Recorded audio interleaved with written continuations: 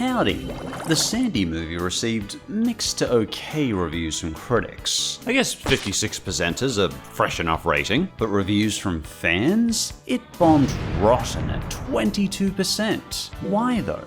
Well, let's step through the Sandy movie with minimal spoilers and chat about its problems. Because personally, I watched halfway before I got frustrated and had to take a break. I forced myself to watch the rest later, but jeebus. How does a movie about the smartest character in Bikini Bottom somehow manage to be the stupidest movie in the series? I mostly liked the original 3 movies. Even Sponge on the Run received a 49% popcorn rating from audiences, and it has a mixed reputation at best. So I should first mention, Sandy's one of my 2 favorite characters in the series. She's a fascinating resident who immigrated to Bikini Bottom while studying it, but also simultaneously loving Bikini Bottom and making it her home. Plus, she's just adorable and a great friend. So when I watched through Sandy's movie, I was excited and I tried to have an open mind. I kept saying to myself, it's not the movie, it's me. I'm the problem. Maybe I'm just not watching it right. Maybe my brain isn't processing this movie right. Because how could a movie about Sandy be bad? It's Sandy. Well, if you're a person who's about to click onto something else and I'm just a momentary glance in your feed, let me summarize it for you as quickly and conveniently as possible. The movie is too busy and frantic. The characters are acting too stupid, even for this show. The animation is ugly, at least compared to the other movies. There's some horrendous CG effects. But the CG is also understandably dialed back in budget. And finally, the story is poorly executed mush, only appreciable by young kids. Yes, the original SpongeBob movie was nothing particularly existentially stirring, but it had something. It had a midlife crisis story about a middle-aged sponge yearning to reach his goal of being a manager after 31 years of Employee of the Month awards. Yeah, that's not much, but it had some substance. And if you're willing to hear me out longer, I'll give you some more detail on why Sandy's foray into madness just was a complete failure for so many people. Throughout Sandy's adventure, it felt like I was watching jingling keys. Everything's always jumping around in madcap madness, like the movie has zero expectations of my attention span lasting longer than 12 seconds. Yeah, this might keep the kids off their tablets for a few minutes, but can't a kids movie have something to get invested in? The original SpongeBob movie shown it can be done. It's like a lot's happening on screen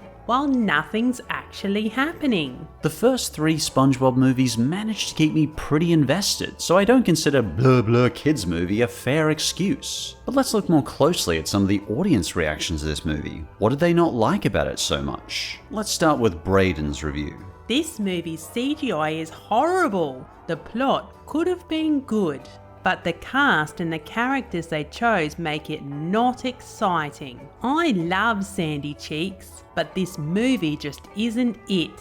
1 star. This hits on a key point I thought too. I like the concept of the story. The entirety of Bikini Bottom is scooped out of the ocean into a science lab, and SpongeBob and Sandy have to adventure onto land and get it back. Even the crazy villain plan where all of Bikini Bottom is planned to be turned into a theme park attraction and toy line through cloning, that's pretty interesting. In theory, it sounds pretty exciting. The 2 of my favorite characters in the show are having an adventure like this. But in execution, this movie just doesn't work. Let's hear more about what the audience thought. 1/2 star. Horrible CGI, not an interesting villain, mediocre story, and almost no likeable characters. Absolute insult to Sandy, the only interesting character of modern SpongeBob. Well, I do disagree that Sandy's the only interesting character in the show. I still think SpongeBob and Squidward can be fascinating characters, but you can probably see a recurring issue among viewers. So many of us viewers are fans of Sandy. We want a good Sandy movie. We just don't want it to be a stupid, awkward knockoff movie, because Sandy deserves better. That being said, I think the movie does give us some interesting character development for Sandy. To stay spoiler-free for now, Sandy had other expectations from her family outside of science on what she wanted to grow up to be. We'll meet her family later, but for now, let's see another audience review. What did Cody think? Absolutely horrible from the beginning. Sandy feels like she took some illegal substances. This is a fake 3D style. Everything feels cheap and horrible. Not recommended. The quote-unquote fake 3D style complaints are definitely common among reviews, and I do get where they're coming from. I never thought there could be such a thing as a SpongeBob episode being too colourful. But by George, this thing starts off bright. At least in Bikini Bottom anyway. Real-world spots like the desert are toned down a bit. But this brings me to an important point. I think SpongeBob has been learning too many bad habits from this Patrick Star show. It seems whenever SpongeBob is a side character in his own show, they feel the intense need to compensate by having everything loud and mugging the camera. The colors in this movie are so sickly saccharine, and everything looks so shiny. Eventually I felt the need to lie down in a dark room after watching this thing. I don't see Bikini Bottom citizens here. I see balloon animals shaped like sea creatures. Something about the sheen on these characters just made me feel like I was watching a live-action Happy Meal toy being smashed together. After researching though, I discovered there was a lot more budget limitations in this movie than any of the other SpongeBob movies. Apparently the animation was provided by Sinking Ship Entertainment in Canada, and I get the budget is lower, but I feel like compensating with camera mugging, dancing, and more funny poses just draws more attention to how awkward and balloony Bikini Bottom is looking. But a quote from the movie's director, Liza Johnson, helped me better understand why the movie looked the way it did.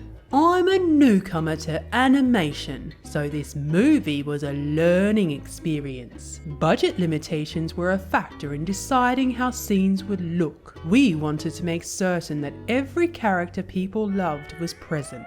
Well, every character was present, though I can't unfortunately unsee some of their faces. Interestingly, SpongeBob and Sandy were the only characters who I thought looked fine. I think the 3D furry CG effect worked well for Sandy. Her chocolate browns and furriness look like an appealing plush that's come alive. But on the subject of Sandy, I do have a quick nitpick, and I preface this again where Sandy's my favourite character in the show next to SpongeBob. Am I the only one who prefers Sandy talking rather than singing? Researching all the urchins making gadgets is my aim. But if you like her singing voice, that's fine. Maybe it's just the heavy Texan twang singing just isn't to my liking. Ride that critter, don't be no quitter. Hold on tight with all your might. I love Sandy's voice, just not her singing. Another issue I found in the movie is everything is spelled out to us so heavily that every plot point is like being hit with a sledgehammer. For example, I'm not sure after this song I yet understand if Sandy likes Texas or not. Does she miss Texas? Maybe they should sing another song about it to make sure I know.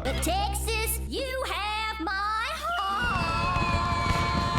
No, that was a joke, never mind. But let's make this a compliment sandwich. Where I say something good, then talk about where you need improvement, and then end with something good. A positive to the movie is I like how big the scope is. The stakes feel high with all of Bikini Bottom being scooped up into a science lab. And the shot of Bikini Bottom being lifted up before Spongy's and Sandy's eyes in its entirety feels huge.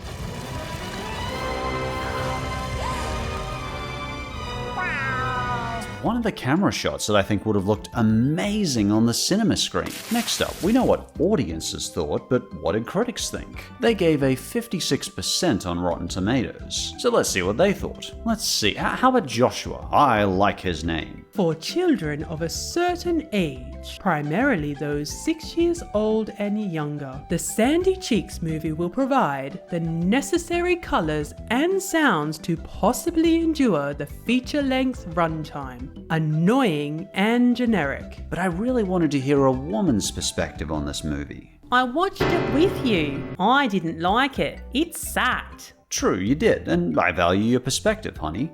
But let's also hear a woman critic perspective on the movie. Well, I didn't like it. It sucked. I don't disagree, but let's hear from Tara Bennett. She's a tomato critic. Would you do the honours, Nin? Now I'm Tara. It's a refreshing change of pace to give Sandy a movie. But the first spin-off SpongeBob movie hits bottom. The live-action CG hybrid looks subpar and even shockingly hideous, particularly in the later scene with Tsunami. Yeah, that's her name. This animation hybrid made me want to scream, "Hi!" eyes. It doesn't help either when the live action characters barely make a lasting impression. Her family is mostly portrayed as obnoxious comedy relief. There's no substance, it's just loud and annoying.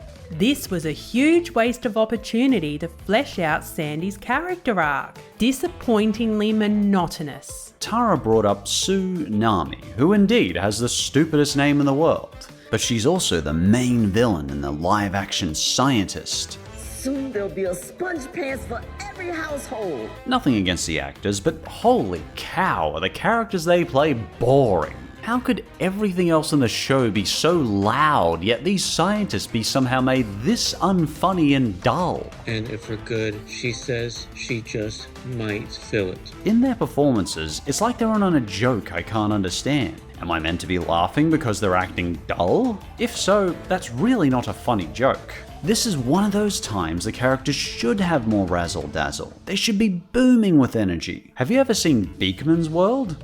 You hear 'em? I'll scare 'em! Let's Tennessee Waltz! Scientists can be insanely full of energy and life. What about Doc Brown? If you're gonna build a time machine into a car, why not do it with some style? But sadly, I literally remember nothing about these three scientists other than one of them was holding a pug. I just don't get what Nickelodeon is doing to these performers to make them sound so awkward.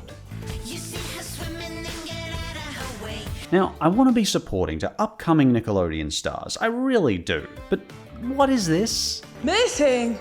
Oh, the boss isn't gonna like this. Now, surely that line could have used 1 to 2 more takes? Surely that wasn't the best of the minimum of 3 takes. Even my crummy top 10 lists do at least 3 takes of every line. I'm not saying every performance needs to be stellar, I just don't want them reminding me of the cringe fest of watching my friend do drunk live stand-up on an open mic night. Their performances just bore me. That's because the pug is the best actor in the entire movie. Well, the pug is the only live-action character I remember. Sandy always says she loves science, so do I. But how would this dull fest get any child interested in learning science? I want future generations to be excited about science. But after this, I wouldn't want to ever visit Boots Laboratory. Looks like a boring place. When Spongy and Sandy begin their adventure on the surface, they find themselves stuck in the desert dealing with rattlesnakes. But when Sandy gets bitten with venom, she has to call in her family. Unfortunately, Sandy's family is loud, they're visually garish, and just a little tiring.